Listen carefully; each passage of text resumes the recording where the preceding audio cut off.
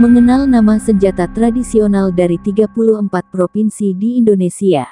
Senjata tradisional digunakan oleh berbagai daerah di Indonesia. Fungsinya adalah untuk melindungi diri, menghadapi tantangan, menyerang musuh, berperang, berburu dan sebagainya.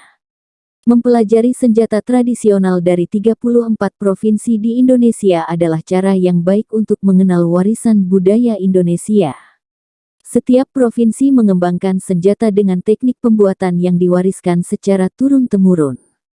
Pada video kali ini akan saya kenalkan 10 senjata tradisional daerah terlebih dahulu. 1. Rencong dari Aceh. Rencong merupakan senjata tradisional dari Provinsi Aceh. Bentuknya menyerupai huruf L dan sejenis dengan belati. Gagangnya berbentuk huruf Arab dan diambil dari padanan kata Bismillah. Kalimat Bismillah ini merupakan lambang yang memperlihatkan karakteristik rakyat Aceh yang sangat berpegang teguh pada kemuliaan ajaran Islam.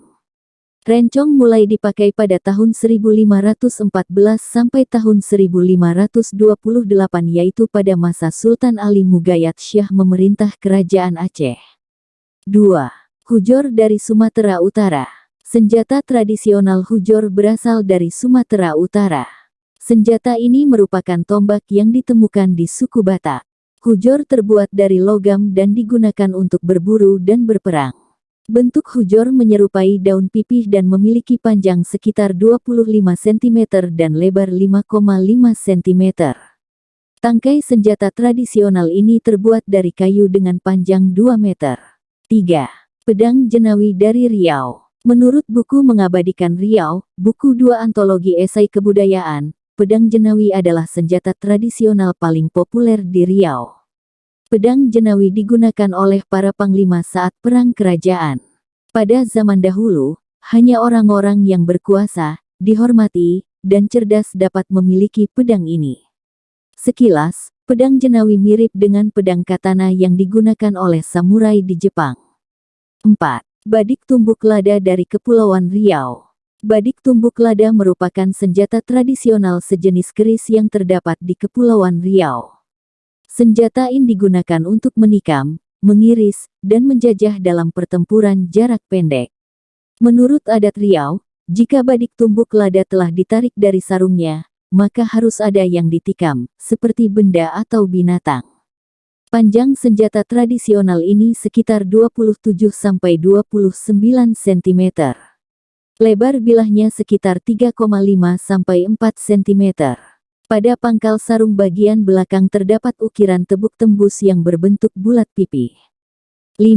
Karih dari Sumatera Barat. Senjata tradisional Sumatera Barat berupa karih atau keris.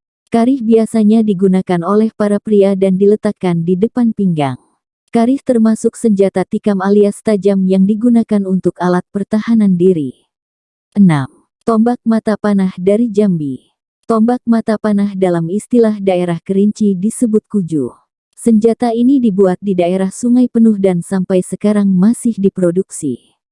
Tombak mata panah terdiri dari bagian mata panah, punting, kuping, tangkai, dan besi pelapis manau. Ukuran tangkai senjata ini sekitar 1 meter dan kepalanya sepanjang 20 cm.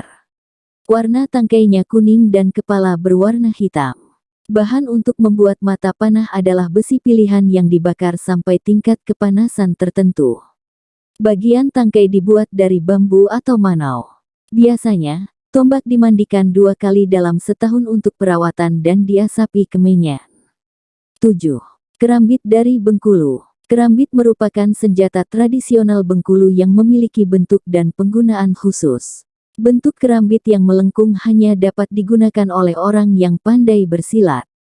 Kerambit dibuat sesuai pesanan oleh seorang pandai besi yang ahli.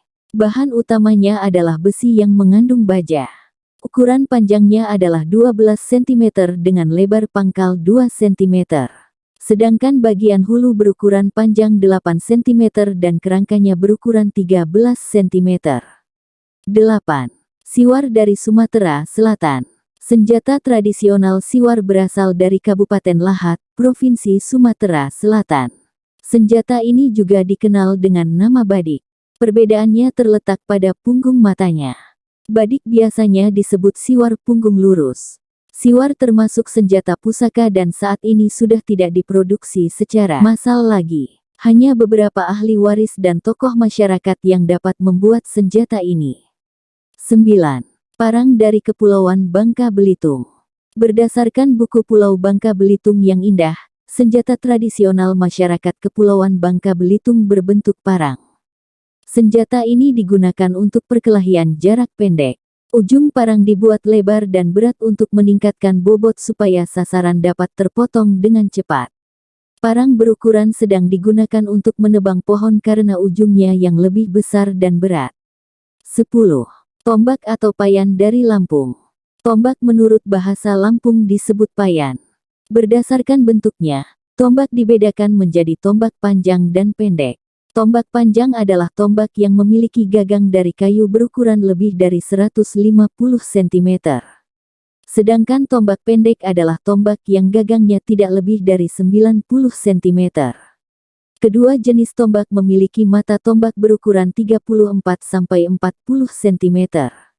Tombak diklasifikasikan menjadi 4 kategori, yaitu benda pusaka, alat berburu, alat upacara, dan benda religi. Demikianlah tadi pengenalan 10 senjata tradisional daerah di Indonesia.